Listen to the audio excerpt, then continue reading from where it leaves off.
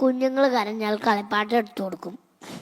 ഇന്നും കുഞ്ഞിന് നൽകുന്നത് ഫോണാണ്. ഫോണിനോട് ആകർഷണം തോന്നിയ പിന്നെ വിടാൻ പറ്റാത്ത സ്ഥിതിയായി. ക്ലീൻ പേപ്പർ പോലെയാണ് കുട്ടികളായ ഞങ്ങളുടെ മനസ്സ്.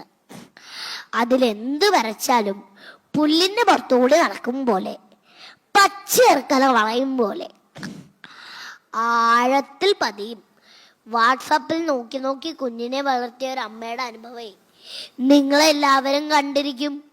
കുഞ്ഞിനെ സ്കൂളിൽ കൊണ്ടുപോകുമ്പോ, ഭക്ഷണം കൊടുക്കുമ്പോ എപ്പോഴും ഈ അമ്മ ഫോണിലാ.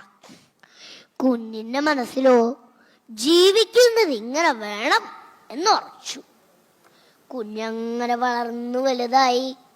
അമ്മയോ ആവശ്യമായിട്ട് കിടപ്പിലുമായി. അമ്മയ്ക്ക് ആവശ്യമുള്ളതൊന്നും സമയത്ത് കിട്ടില്ല. എങ്ങനെ കിട്ടുക? മകള് വാട്സപ്പിലല്ലേ. മരണസമയം അടുത്തു. അമ്മയുടെ നാവ് ചലിക്കാതെയായി. കണ്ണീർ ശാലകൾ ഒഴുകിയിറങ്ങി. തൊട്ടടുത്തിരുന്ന മകള് വാട്സപ്പിൽ ഏതോ ദൃശ്യങ്ങൾ കണ്ട് ആനന്ദലഹരിയിലാണ്. മകള് വെള്ളമൊക്കെ നൽകി, പക്ഷെ വയലല്ലാന്ന് മാത്രം. അമ്മയുടെ ജീവൻ വിട പറയുന്നതും മകൾ അറിഞ്ഞതേയില്ല. ഇത് സത്യമാവാതിരിക്കട്ടെ.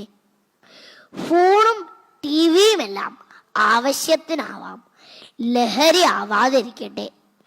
കുഞ്ഞുങ്ങൾക്ക് മൂല്യങ്ങൾ പകർന്നു നൽകണം. ചെറുപ്പത്തിൽ കൊടുക്കുന്നതാണ് നിലനിൽക്കുന്നത്. സനാതന ധർമ്മ തത്വങ്ങൾ മഹർഷീശ്വരന്മാർ പകർന്നു നൽകിയ ആ മൂല്യങ്ങൾ നമുക്കും പിന്തുടരാം.